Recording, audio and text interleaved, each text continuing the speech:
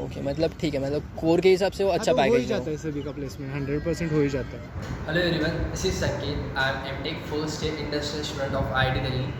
आज की वीडियो में हमने बात की डिज़ाइन ब्रांच के बारे में, डिज़ाइन ब्रांच के कोर्सेज के बारे में, सॉफ्टवेयर के बारे में एंड ये ड्यूटी के बारे में, एंड फाइनली हमने बात की प्लेसमेंट के बारे में जो सबसे ज़्यादा इंपॉर्टेंट है। हेलो एवरीवन, सो आज हमारे साथ है MTech first year design students and उनसे हम जानेंगे डिज़ाइन ब्रांच के बारे में। तो इंट्रोडक्शन से स्टार्ट करते हैं। Okay, my name is Rishikesh Kolekar. मैं कोल्हापुर महाराष्ट्र से हूँ। मेरा all India rank 49 GATE XE में था और all India rank 395 GATE mechanical में था 2022 में। So hello, my name is Sumedh Manjrekar. मैं मुंबई से हूँ और मैं IIT Delhi design branch MTech में पढ़ता हूँ। और मैंने डिज़ाइन इसलिए चूज़ किया था ओवर अदर ब्रांचेस क्योंकि मुझे टेक्निकल में थोड़ा ज़्यादा इंटरेस्ट था related to design of machines और वाइब्रेशन रिलेटेड स्टफ। तो और आईआईटी दिल्ली क्योंकि एक प्रीमियर इंस्टीट्यूट है तो इसलिए मैं आईआईटी दिल्ली में। My name is Ajinkya Darade and I am from Maharashtra and I am doing design MTech in mechanical design. तो भाई आपने कौन से गेट स्कोर के बेसिस पे अप्लाई किया था यहाँ पे? कौन से गेट स्कोर से अप्लाई किया था? ओके, मैंने दोनों गेट स्कोर से अप्लाई किया था, गेट एक्सी से और गेट मैकेनिकल से। मुझे ये पता नहीं था कि गेट एक्सी से भी आईआईटी दिल्ली लेते हैं क्योंकि उन्होंने ऐसे एक्सप्लिसिटली ब्राउचर में मेंशन नहीं किया था। ये इस साल भी सेम कंडीशन है, उन्होंने मेंशन नहीं किया है कि वो एक्सी से लेंगे या नहीं लेंगे, बट लेट्स सी क्या होता है अभी। तो थोड़ा सा आपका कोप एक्सपीरियंस शेयर कर दो तो अच्छा होगा। मतलब आपको कौन से राउंड में जाके आईआईटी दिल्ली अलॉट हुआ लाइक? ओके, तो एक तो आईआईटी दिल्ली में पिछले साल एक एग्ज़ाम हुई थी, तो उसके बेसिस पे उन्होंने वो एग्ज़ाम के लिए थोड़ा वेटेज था और गेट स्कोर के लिए थोड़ा वेटेज था। तो मुझे फर्स्ट राउंड में आईआईटी मद्रास और बाकी के जो आईआईटी कानपुर, आईआईटी खड़गपुर उसमें से मिला था। आईआईटी दिल्ली मुझे थर्ड राउंड में मिला और उसी थर्ड राउंड में मुझे आईआईटी बॉम्बे में मिला। मैं कंफ्यूज था कि आईआईटी बॉम्बे लूँ या दिल्ली लूँ। आईआईटी बॉम्बे का मुझे एरोस्पेस मिला था और दिल्ली का डिज़ाइन मिला था। तो दोनों में कंफ्यूज था, पर मैंने मतलब पूछा, स्टूडेंट से पूछा इधर के, थोड़ा रिसर्च किया, फिर उसमें समझ आया कि दिल्ली डिज़ाइन ही बेस्ट है। ओके, तो जो आपने दिल्ली का डिज़ाइन सिलेक्ट किया तो आपको पता था कि आपको हॉस्टल नहीं मिलने वाला फर्स्ट ईयर में कुछ? हाँ, वो मुझे बात पता थी, पर ऐसा था कि डिज़ाइन मैटर कर रहा था कि ब्रांच डिज़ाइन थी, इसलिए मैंने एक मतलब कॉम्प्रोमाइज़ कर लिया था कि हॉस्टल देख लेते वो हो जाएगा, पर एक डिज़ाइन आईआईटी दिल्ली डिज़ाइन ले लेते क्योंकि उसमें टेक्निकल मतलब कोर ब्रांच है एक, तो फिर उसमें टेक्निकल उसका प्लेसमेंट अच्छा है और ये दोनों बात थी, मतलब इसलिए मैंने। अब बात करते हैं कोर्सेज़ के बारे में। तो थोड़ा डीप में कोर्सेज़ को बताओ ताकि लोगों को पता चले, अगर सपोज़ मुझे डिज़ाइन ब्रांच लेना है तो ताकि आप जो बोलोगे, मतलब मुझे जो यहाँ पे आके जो मतलब जो पढ़ना है मुझे, अगर मुझे इंटरेस्ट रहा उसमें तो फिर डिज़ाइन लेने का मतलब है। अदरवाइज़ मुझे जो मुझे यहाँ पे पढ़ने मिलने वाला है, अगर उसमें इंटरेस्ट ही नहीं है तो ऑब्वियसली पढ़ाई में मन नहीं लगेगा। तो मैं चाहता हूँ कि आप जो कोर्सेज आप बताने वाले हो वो थोड़े ज़्यादा डीप में बताएं। ओके, ठीक है, तो मैं पहले सेम 1 से चालू करता हूँ। सेम 1 में 4 कोर्सेज रहते हैं और वो कंपलसरी रहते हैं, कोई भी इलेक्टिव नहीं रहता। तो फर्स्ट वन था फाइनाइट एलिमेंट एनालिसिस, जिसमें प्रोफेसर डाकला उन्होंने बहुत अच्छे से डिज़ाइन किया कोर्स। उसमें कुछ नहीं देखना, सिर्फ रोज़ के रोज़ पढ़ाई करके सर के जो भी नोट्स है वो कर लेंगे तो उसमें लिए काफ़ी है। जो फाइनाइट एलिमेंट का कोर्स है वो बेसिक कोर्स है और उसमें कैड भी है, कैड भी। तो उन्होंने दोनों भी कंबाइन कर लिए। थोड़ा हेक्टिक जाता है क्योंकि उसमें आपको मैटलैब सीखना होता है, तो मैटलैब मतलब किसी ने किया नहीं रहता इतना कॉलेज में, पर इधर आपको एक एक्सटेंसिव असाइनमेंट रहते हैं, मतलब आपको ऐसे एक डेडलाइन दी जाती है, वो डेडलाइन में हो भी नहीं पाता कभी कभी। तो पर आपको तैयार करते हैं कि आप वो प्रेशर हैंडल कर सके असाइनमेंट का, जो डेडलाइन का। तो फाइनल एलिमेंट का तो ये सीन है। फिर सेकंड है कंटिन्यूम मैकेनिक्स। कंटिन्यूम मैकेनिक्स में बहुत से तो स्ट्रेंथ ऑफ मटेरियल उसका ही पार्ट है, थोड़ा उसमें डीप जाता है कि हमें टेंसर आता है तो वहाँ करना है।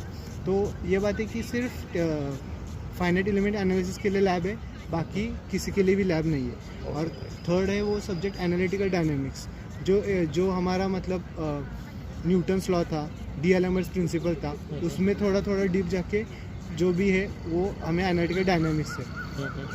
और फोर्थ वन है डिज़ाइन एंड ऑप्टिमाइजेशन। ये कोर्स थोड़ा टफ है, पर इधर आके मतलब सभी के साथ हो जाता है वो। तो ये तो 4 कोर्सेस है। तो जो आपने कोर्सेज बताया, इसके असाइनमेंट्स कैसे होते हैं? इसकी कोई लैब्स वगैरह होता है, क्या होता है एग्जैक्टली? सेकेंड ईयर में जब आते हैं तब इलेक्टिव्स होते हैं और वो इलेक्टिव्स के हर एक इलेक्टिव का लैब होता है। बट फर्स्ट सेम में ज़्यादा कुछ लोड नहीं था, कुछ थोड़े बहुत असाइनमेंट्स ही होते थे, अराउंड 7 to 8 असाइनमेंट्स पर सब्जेक्ट। बट काफ़ी स्मूथ था, कुछ लोड नहीं था फर्स्ट। ओके, सो अभी आप कौन से सॉफ्टवेयर यूज़ कर रहे हो? फर्स्ट सेम में तो मैटलैब यूज़ किया था, हमें इंट्रोड्यूस भी किया था मैटलैब से, क्योंकि कैड एंड FEA जो कोर्स था उसमें मैटलैब था। और बाकी कुछ सॉफ्टवेयर्स का यूज़ नहीं पड़ा अंटिल कि हमें सेकेंड सेमेस्टर में जो कोर्स प्रोजेक्ट्स करने पड़े, तो तभी we had to use some modelling softwares like SolidWorks या किटिया या ANSYS इन्वेंटर, और कुछ मॉडलिंग एनालिसिस के लिए ANSYS यूज़ किया था। ओके, तो ये जो आपने सॉफ्टवेयर बताया, ये आपने पहले सीखे थे या फिर आपने IIT में आके इसे सीखना स्टार्ट किया? मैटलैब मुझे नहीं आता था, बट यहाँ के क्योंकि काफ़ी सारे असाइनमेंट्स उस पर बेस्ड थे तो मैटलैब आ गया। और सॉलिडवर्क्स और ANSYS तो बीटेक से आता था थोड़ा बहुत, और यहाँ पे उतना ही लगा था। ओके, तो मतलब अगर किसी ने बीटेक में कोई सॉफ्टवेयर यूज़ नहीं किया होगा तो वो यहाँ आके सीख सकता है कोर्स करिकुलम के साथ? हाँ, मतलब एमटेक में इतना टाइम है कि कोर्स के अलावा कुछ एक्स्ट्रा सॉफ्टवेयर सीख सकते हो। मैटलैब सॉलिडवर्क्स ANSYS हो तो बेसिक है, तो मतलब हो जाता है कवर। ओके, तो अभी थोड़ा TA ड्यूटी के बारे में भी बता दो, लाइक आपको कितने आवर्स की TA ड्यूटी करनी पड़ती है और उसमें एग्जैक्टली क्या आपको काम करना पड़ता है? ऐसा होता है कि एक TA को एटलीस्ट 8 आवर्स कंप्लीट करने होते हैं वीक में, पर जैसे जैसे कोर्स में हमें अलर्ट हो जाते हैं वैसे वो डिफ़र करता है कि 6 घंटे 4 घंटे, किसी में 2 घंटे रहते हैं, किसी में 6 घंटे रहते हैं, तो किसी में 8 घंटे रहते हैं। मेरा जो TA था वो 6 घंटे का था। तो मैं ऐसा है कि मेरा TA फर्स्ट ईयर बीटेक के लिए था, मुझे फर्स्ट ईयर बीटेक की लैब लेनी पड़ती थी, और उनको इन्वेंटर जो एक मॉडलिंग सॉफ्टवेयर है वो मुझे उनका सिखाना था मतलब। Okay, great. और वो मेरे 6 घंटे थे, 3 घंटे के 2 लैब थे, तो मेरा तो इतना ही TA था। और हमें चेकिंग करना रहता है, बीटेक वालों को मार्क देना पड़ता है, तो वो एक कम्युनिकेशन हमारा बिल्डअप हो जाता है TA से, वो एक अच्छी बात है। Okay, great. मतलब सबकी टी ड्यूटी अलग अलग होती है। हाँ, सबकी TA ड्यूटी अलग होती है। तो अब बात करते हैं प्लेसमेंट के बारे में, जो सबसे ज़्यादा इंपॉर्टेंट है। एंड प्लेसमेंट एक रीज़न है कि हम IIT दिल्ली में आते हैं, तो यहाँ का प्लेसमेंट कैसा है? डिज़ाइन ब्रांच का स्पेशली प्लेसमेंट काफ़ी अच्छा है, यूजुअली 100% होता है। इस बार 2-3 बच्चे अभी तक रह चुके हैं, बट उनका भी हो जाएगा फेज़ 2 में।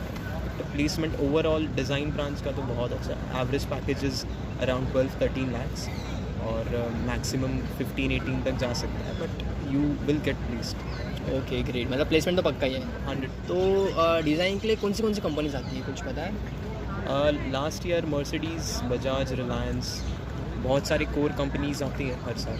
नॉन कोर भी होती है, if you have that skill set वो आपको ले लेंगे, बट काफ़ी चॉइसेस मिलते हैं। अराउंड 15 to 20 कंपनीज हर साल आती हैं। तो अब तक आपको 1 साल हो गया है IIT दिल्ली के कैंपस में, तो आपका अब तक का एक्सपीरियंस कैसा रहा है?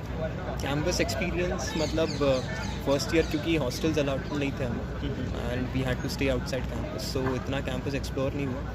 और क्योंकि हर एक डिपार्टमेंट का अलग अलग ब्लॉक्स है, तो इतना भी हर एक ब्लॉक में हम लोग ने विज़िट नहीं किया अब तक, ताकि दूसरे डिपार्टमेंट देख सकें। बट कैंपस ओवरऑल काफ़ी बड़ा है, और इसमें करने के लिए सब कुछ है, और स्टूडेंट एक्टिविटीज़ से लेकर रिसर्च लैब्स भी बहुत अच्छे हैं, एंड कैंपस ओवरऑल बहुत अच्छा है। आपके नेटवर्किंग के लिए भी काफ़ी ज़्यादा चांसेस हैं। ओके, तो फर्स्ट सेम तो जैसे हमारा पूरा मतलब हॉस्टल के बाहर था, तो उधर से आना जाना मेस, और वो थोड़ा डिफ़िकल्ट हो जाता था। तो फर्स्ट सेम में हमें थोड़ा कॉम्प्रोमाइज़ करना पड़ा, पर सेकंड सेम में जैसे ही हॉस्टल मिला तो मतलब सब सॉर्ट आउट हो गया कि सब हम जो भी डिज़ाइन के बंदे थे सब एक साथ थे, तो इसलिए सब असाइनमेंट अच्छे से होते थे, ग्रुप स्टडी होती थी, तो उससे ग्रुप स्टडी से भी हमें बहुत सीखने मिला। तो एक अच्छा माहौल था मतलब सेकेंड सेम तो अच्छी गई हमारी। Okay, great. मतलब स्टार्टिंग के 6-8 महीने आपके लिए थोड़ा स्ट्रगल होगा, पर ठीक है, स्ट्रगल का लाइफ ही ज़िंदगी है। तो दोस्तों, ये था आज का video. Let me know in the comment section if you have any doubt. And ये तो सिर्फ स्टार्टिंग है, and also let me know कि आपको किस ब्रांच के बारे में जानना है, so that I can make a specific video on that branch. God's plan. I can't do this on my own. Hey, no